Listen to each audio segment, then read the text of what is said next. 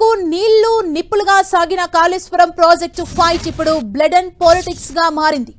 ఎత్తిపోతలపై నడుస్తున్న రాజకీయం కాస్త రక్తం చుట్టూ చేరింది. రక్తపాతాల వైపు నేతల మాటలు యుద్ధం దారితీసింది.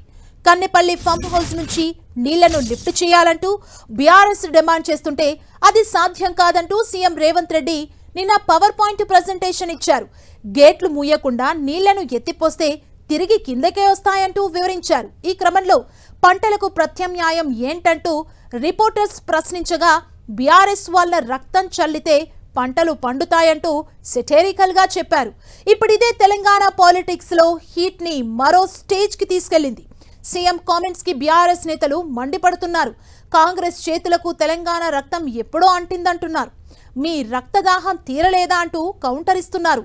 అలాగే రైతుల కోసం తమ రక్తం ఇచ్చేందుకు సిద్ధమంటున్నారు. అయితే బీఆర్ఎస్వి డైలాగులు మాత్రమే, చిత్తశుద్ధి లేదంటూ రివర్స్ అటాక్ చేస్తున్నారు. ఏమున్నది, వీళ్ళని కోసి రక్తం చల్లితే పంటల మీద అదే పండుతుంది. ఎందుకంటే వీళ్ళ బలుపు కొవ్వు పంటలకి సరిపోద్ది. కరువు వచ్చింది, అందుకే 6 తడి పంటలు వేయండి అని చెప్పి 6 నెలల నుంచి మొత్తుకుంటున్నాం.